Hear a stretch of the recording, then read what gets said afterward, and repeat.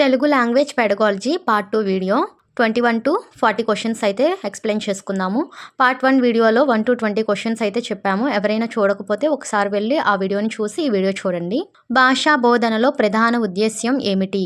విద్యార్థిలో భాషా నైపుణ్యాలను అభివృద్ధి చేయటం. భాషా బోధనలో ప్రధాన ఉద్దేశ్యం ఏమిటి?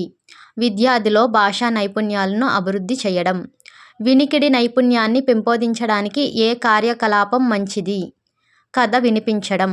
వినికిడి నైపుణ్యాన్ని పెంపొందించడానికి ఏ కార్యకలాపం మంచిది? కథ వినిపించడం.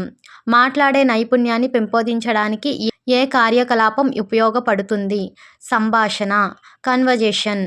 మాట్లాడే నైపుణ్యాన్ని పెంపొందించడానికి ఏ కార్యకలాపం ఉపయోగపడుతుంది? సంభాషణ, కన్వర్జేషన్. పఠన నైపుణ్యాన్ని పెంపొందించడానికి ఏది అవసరం? అర్థవంతమైన పఠనం. పఠన నైపుణ్యాన్ని పెంపొందించడానికి ఏది అవసరం? అర్థవంతమైన పఠనం. రచనా నైపుణ్యాన్ని అభివృద్ధి చేయించడానికి ఏది చేయించాలి? పారాగ్రాఫ్ లేక వ్యాస రచన. రచనా నైపుణ్యాన్ని అభివృద్ధి చేయడానికి ఏది చేయించాలి? పారాగ్రాఫ్ లేక వ్యాస రచన. మౌఖిక వ్యక్తీకరణ అంటే ఏమిటి?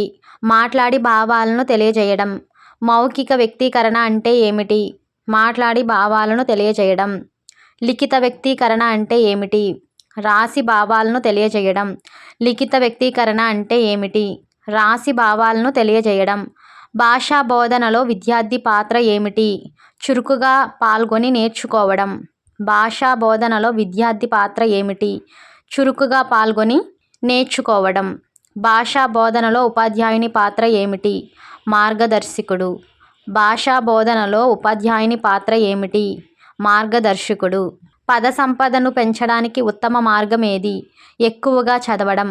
పద సంపదను పెంచడానికి ఉత్తమ మార్గం ఏది? ఎక్కువగా చదవడం. అపరిచిత గద్యాంశం ద్వారా ఏమి పరీక్షిస్తారు?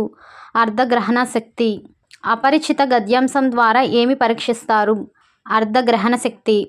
పాఠ్యాంశాన్ని బోధించేటప్పుడు మొదట ఏం చేయాలి? పూర్వ జ్ఞానాన్ని తెలుసుకోవాలి.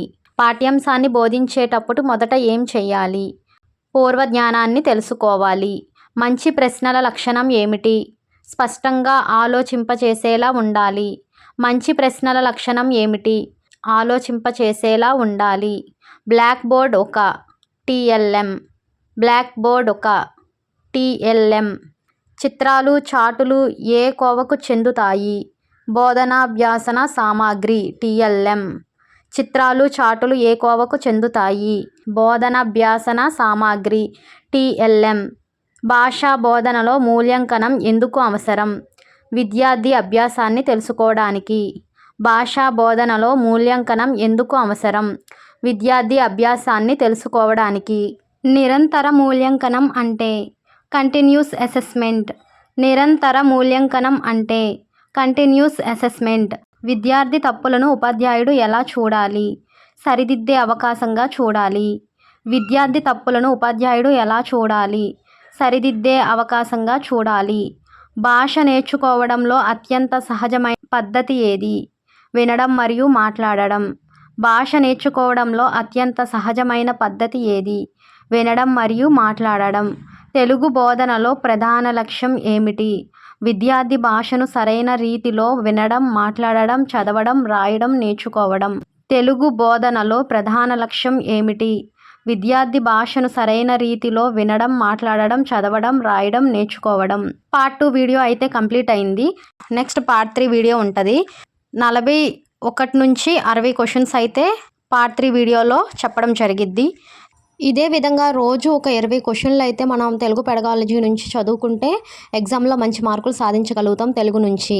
తప్పకుండా ఈ వీడియోని లైక్ చేసి మన ఛానల్ని సబ్స్క్రైబ్ చేసుకోండి.